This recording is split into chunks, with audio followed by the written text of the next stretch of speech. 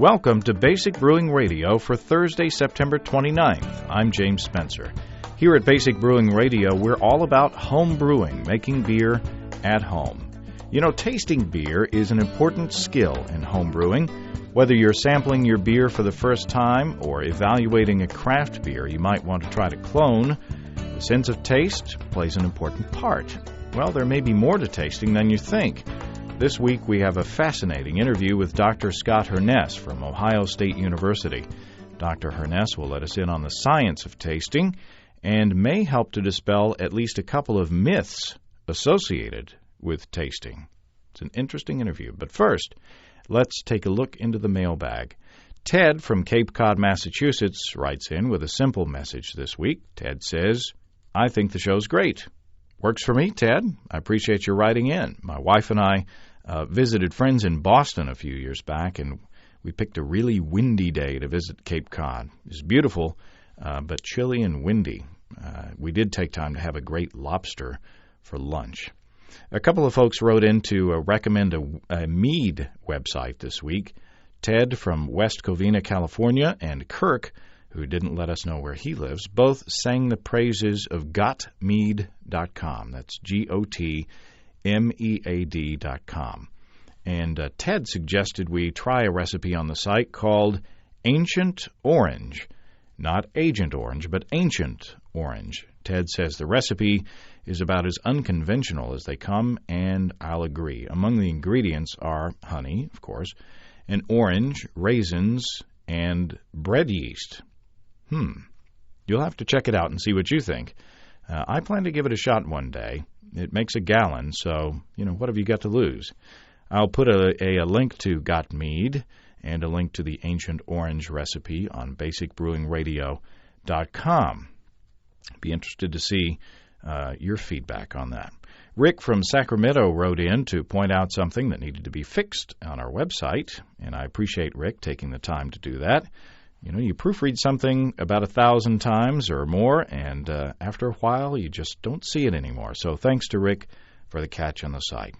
And finally in the mailbag, Eric from Minneapolis writes in with a request for advice. He says, I've been brewing since the beginning of this year and have done 7 batches. All have turned out good, and I know I will continue to brew for years and years to come. Congratulations, Eric. I have the Deluxe Kit from Northern Brewer, and I want to add some more equipment. I would like to hear where my money would be best spent. Where should I upgrade? Chiller or a large pot to do full boils, 8 gallons or 10 gallons, or etc.? So thanks. I told Eric what I would suggest, but I want to know what you think. Eric has a good set of gear for fermenting and such, but wants to know whether he should next buy a chiller or a big pot. If you'd like to put in your 2 cents worth, or if you want to suggest something else other than the chiller or the big pot, if you want to put in your input, you can write to James at basicbrewing.com or use the contact form on basicbrewing.com. I want to see if you say the same thing that I did.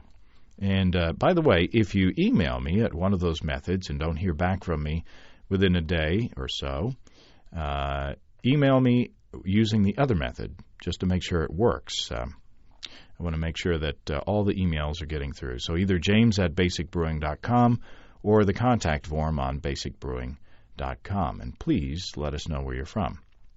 And thanks to everybody for writing in. I appreciate the input and support. Now to our guest for today. Dr. Scott Herness has received his Ph.D. at Florida State University studying taste physiology and did postdoctoral training at the Rockefeller University in New York City, studying in the same field. He's now a professor in the College of Dentistry at the Ohio State University. Well, the first question we asked Dr. Herness is, how do people taste? Really, the first important point to make about how people taste is that we commonly misunderstand what we mean when we use the word taste, because actually taste is just a sensation that arises from stimulating taste buds in the mouth. But whenever we eat a meal or sip a beverage, we're actually stimulating multiple sensory systems at the same time, and all that information comes to the brain at once. So more appropriately, we call that flavor. So we taste, quote-unquote taste, actually with many different sensory systems, and that includes the olfactory system and the taste system and a bunch of really interesting free nerve endings in the oral cavity that respond to things like ethanol and carbon dioxide, which I think beer tasters might be interested in knowing about. So it goes beyond the tongue. Absolutely beyond the tongue. And in fact, it even, the color, vision and audition, the color and the sound of what we eat or drink can influence the perception that we have. And I can give you a really quick example of that. Some of my colleagues have done experiments where they've taken strawberry flavoring and either put it with red food dye or yellow food dye or green food dye. And if it's the wrong color, people have a hard time recognizing what they're tasting. Instead of saying strawberry, they want to say, oh, well, I'm not sure. It's kind of citrusy or maybe fruity, but they can't pin it down. That's like grape flavoring in candy. It tastes nothing like grape, but it's purple, so it's got to be grape. That's exactly right. Food companies are very well aware of that. And in beer, if you have a dark beer, people are going to assume that it's going to be a heavy, strong taste, but the color of the beer doesn't necessarily indicate the taste of the beer. That's exactly correct. So we have preconceived notions when we see color, and that will influence our psychological expectations of what we're going to taste. But it doesn't really influence at all how our taste buds react to that. And smell, how does smell come into it? Smell is very important, very, very important in flavor perception.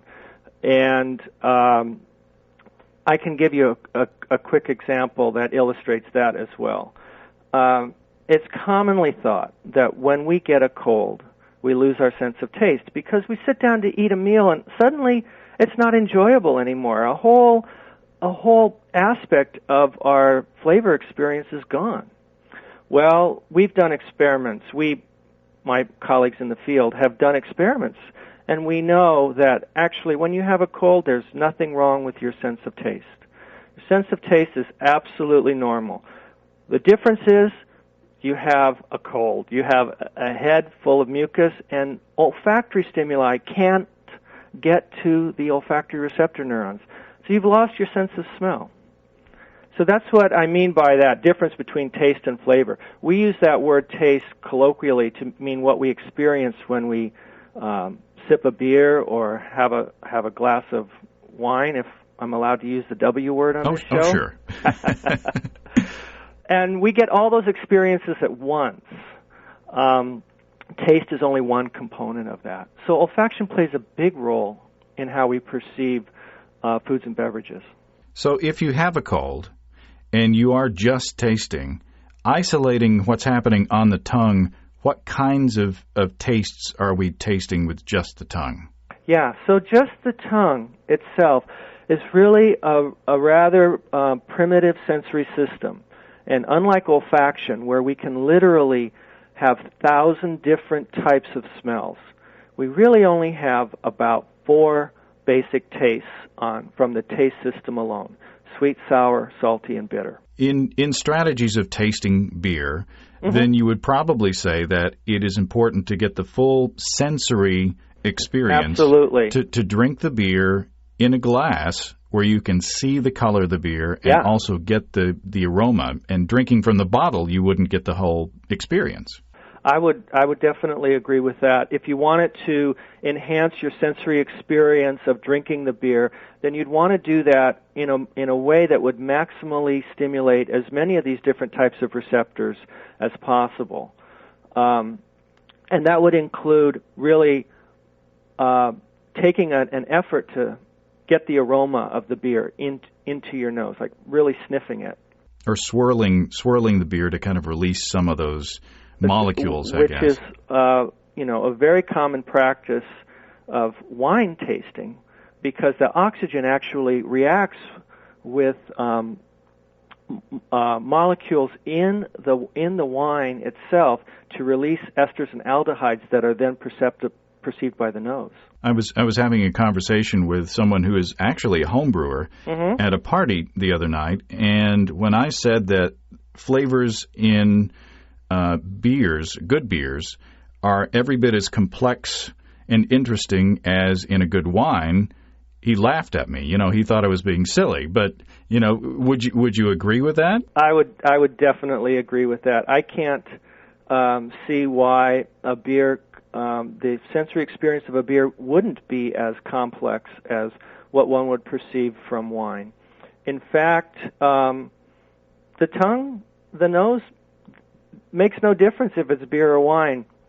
There are multiple components in beer besides just the alcohol or the carbon dioxide or a little bit of sugar. There's all these other components of the flavor that are brought in by the malts and the hops in the beer. And so it would be a wide array. And then you would talk about the balance between all these different flavor components. And the tongue and the nose can do a great job at deciphering among the balance of these components.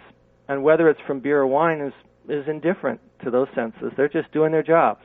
Now let's talk about the tongue specifically. Sure. We see in textbooks, and I've even seen in beer books recently on how to brew, maps of the tongue. Yeah. Where you've got the little area circled that says bitter and the little area that's salty and the little area that's sweet. How accurate are those maps? Well, would you believe completely inaccurate? Yeah. Boy, I remember seeing those maps from when I was in elementary school, and they were in my textbooks back then. In fact, what those maps typically are saying is that there are different regions of the tongue where we taste these four qualities.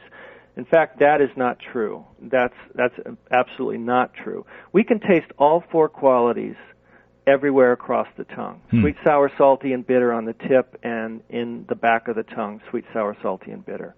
However, there are regional differences in the sensitivity to these taste qualities. So in fact, the tip of the tongue is more sensitive to sweet stimuli.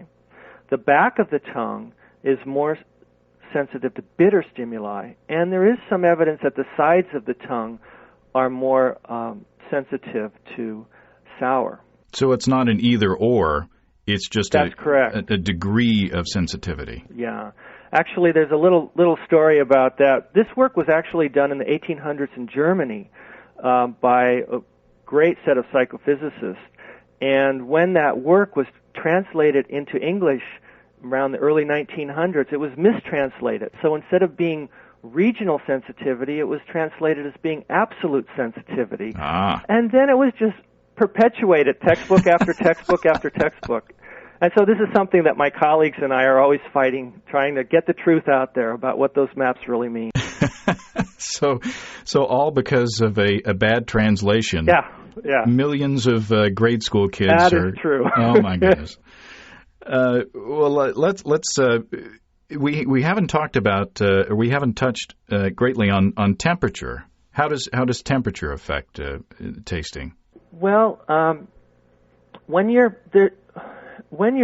tasting a beverage, there's really three major sensory systems that are giving information to the brain. There's the sense of smell, there's the sense of taste, and there's something that we have called the common chemical sense or chemesthesis. And these are free nerve endings that are distributed all throughout the oral cavity. They're on the inner linings of the cheek. They're distributed all throughout the tongue, on the roof of the mouth.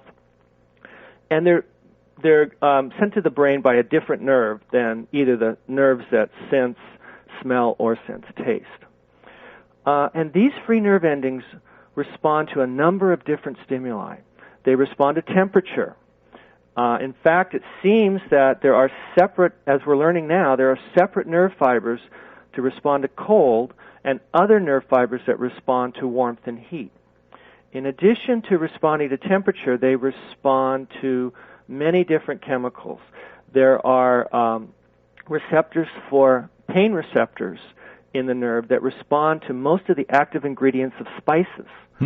So capsaicin being the primary hot ingredient of hot peppers. And so when we are eating salsa, we're actually stimulating pain receptors for that hot spicy. And indeed, the spicy fibers tend to be the ones that respond to warm temperature.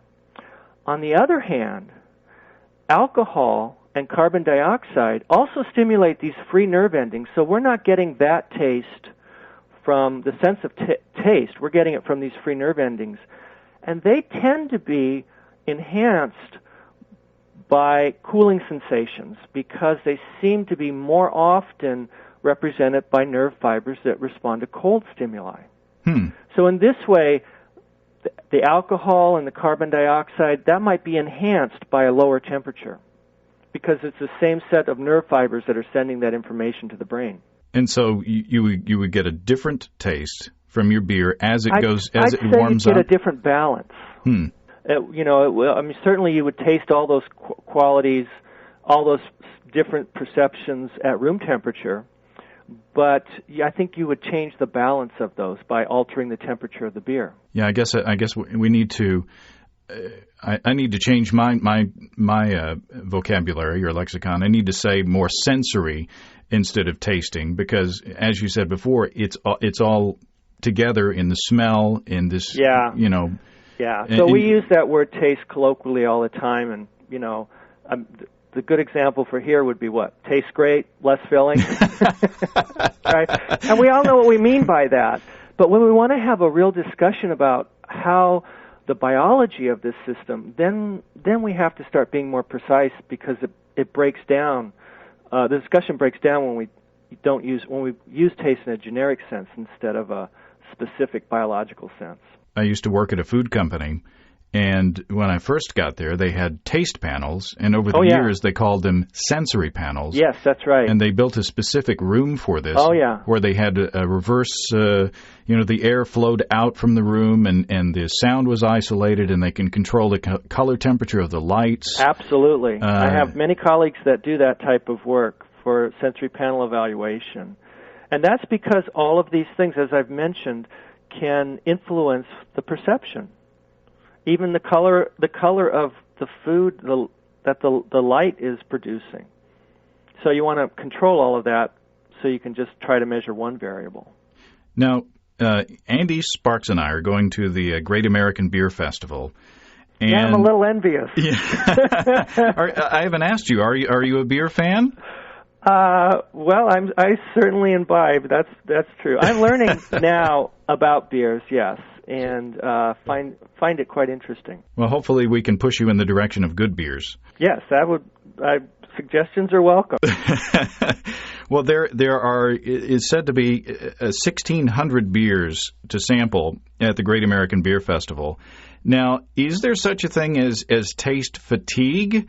And how would we deal with that in a situation where hopefully we're tasting many beers in a short period of time? Well,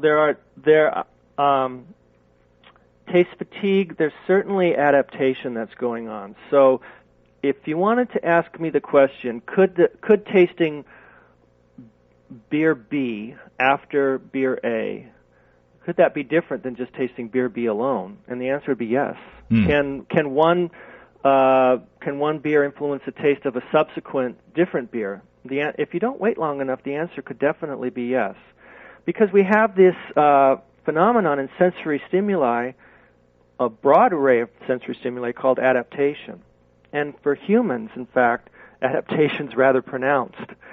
So what happens with adaptation is, here, a good example is just imagine a piece of hard candy. So that's really just, sugar, crystallized sugar. And you put that in your mouth. Now, if you do this experiment, you will notice. You just put that in your mouth and be very careful not to move it around. Just put it in your mouth. It'll taste sweet, and then pretty soon the sweet taste will just go away. Then start moving it around in your mouth. All of a sudden, it'll start tasting sweet again. That's because when you didn't move it, you were just stimulating a certain number of taste buds in the tongue, and they adapted. So the sensory sensation disappeared. But when you moved it around, you started stimulating new taste buds, and then the sensation reappeared. It's similar to an experiment we did in junior high. I remember you can blindfold a person and say, put like an orange under their nose and ask them to tell you when you've taken it away. and you can hold it there and keep it there, and they'll say, okay, it's away now. Yeah, that's right. And they can't smell it anymore. That's exactly right. And we all know we've walked in rooms that had terrible smells in them, and after you've been in that room for 5 minutes, it's not as bad anymore. That's adaptation. And so bitter stimuli adapt. So if there's bitter stimuli in one beer and you're tasting another beer that has a bitter component to it, it might taste less bitter on the subsequent sip. So this would really come into play if you're, say, judging a beer category in a competition, where, say, you're tasting like an IPA, which is a very bitter or very, very hoppy beer. If you're tasting them one after another, say the fifth or sixth one that you got to, it may not get a fair shake if you don't take your time in judging. I would definitely say yes. That's absolutely true. It would be good. I don't know that these judges have the time to do that. It would even be good to take water rinses in between beers if you really want it to try to do it as carefully as possible, just to be able to get some of those bitter components out of the mouth and washed away. But saliva will do that as well. So just waiting a period of time, at least several minutes, between beers would help to bring you back down to back to baseline before you taste the subsequent beer. And there's one other point I should make here when we're talking about tasting several beers in a row, and that is that, these sensations appear in different temporal patterns. And by that I mean the taste buds are very accessible to stimuli in the mouth. So bitter components, sweet components, sugars, you'll taste those right away. But ethanol and carbon dioxide, these free nerve endings are actually in the tissue, buried under the tissue. So these have to actually diffuse into the tissue before they can get to these nerve endings. And that takes a longer period of time for it to start and a longer period of time for it to go away. And I can give you a really, everybody will recognize this example. Okay, so you're in a restaurant and you were brave and you said, I want the extra hot salsa. Mm-hmm. And you took a bite of that and boy, it was hotter than you thought. What do? You grab a glass of water and start drinking, but it doesn't go away, does it? Yeah, it takes a while. Because those spices are inside the tissue, and it takes a while for them to diffuse away. Some beer styles are becoming more and more bitter and kind of pushing the envelope and becoming more and more bitter. That's interesting. Are the people that drink these bitter beers, are they becoming more accustomed to that bitterness over time, or is there something physiologically happening? It's kind of like you brought up salsa. It's kind of a macho thing. If you like hot salsa, to get that experience of that pain, you're going to want to kick it up a notch and go to the hotter salsa. Yeah. What's going on there? Well, I'm glad you brought up the comparison between the bitters in the beer and the salsa, because those are actually very different. And for the salsa, if you repetitively consume very spicy food, so I mean you have it in your diet, every day, every other day, you eat a lot of spicy food, there are actually major changes that go on in the oral cavity with these nerve fibers, and these nerve fibers are actually less sensitive to the spicy components, and it takes more of the spicy components to get the same sensation. But that's not true with bitterness. Bitterness is quite different, because now we're talking about the taste system instead of this common chemical sense. And we don't have any evidence, though people have looked, that if you consume a lot of bitter stimuli, that somehow your taste buds react differently. Maybe they're less sensitive to the bitterness. In fact, that's not true. The taste buds are just as sensitive to bitter stimuli if you have a lot of bitter or a little bitter in your diet. What is happening is that people are changing their preferences. They're changing their psychological component to the flavor of what they're consuming. So, for example, ethanol, alcohol, is inherently aversive. If you give it to any animal, they'll stay far away from it. And if you give it to a child, they hate it. But it's a learned preference. We learn to like it. It doesn't. Our sensory experience to ethanol doesn't change, but we learn. We've associated it with different things, so we've learned to like it.